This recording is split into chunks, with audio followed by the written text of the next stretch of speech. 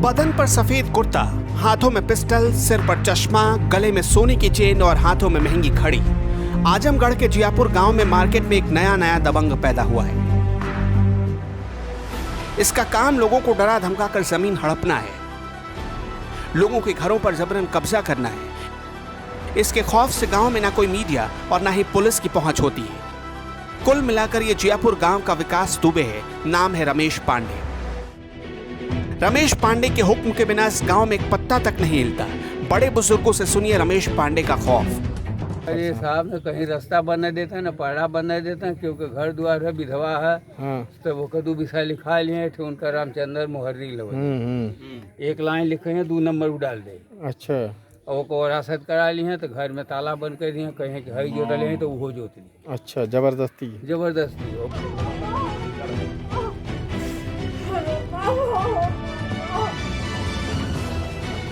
पहले जमीन पर कब्जा करना और विरोध करने पर हथियारों का खौफ दिखाना और मारपीट करना। एक तो नहीं, पूरा का पूरा गांव रमेश पांडे नाम के इस गुंडे से परेशान हो चुका है। इस बूढ़ी माता जी की जमीन उसने हड़प ली।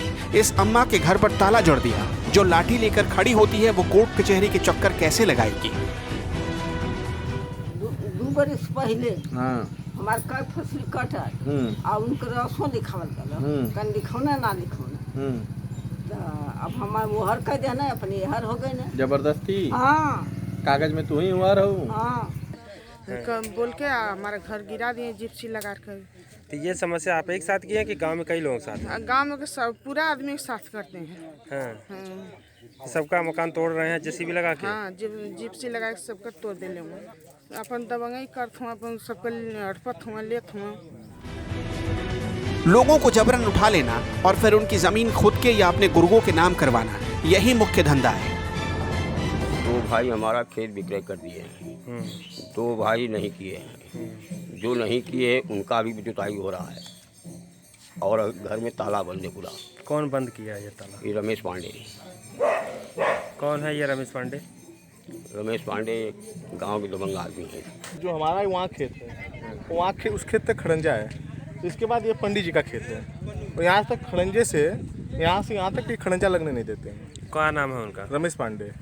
गांव में जहाँ उनका चक है वहाँ पे वो रोकते हैं कि उन सड़क नहीं बनने देंगे और दूसरे के दरवाजे पे वो ज़बरदस्ती जाते हैं। नहीं जाने देने में कट्टा बंदूक जो भी उनके पास हथियार है वो सटाते हैं। विरोध करोगे तो मारे जाओगे। पुलिस में शिकायत की तो जान नहीं बच पाएगी।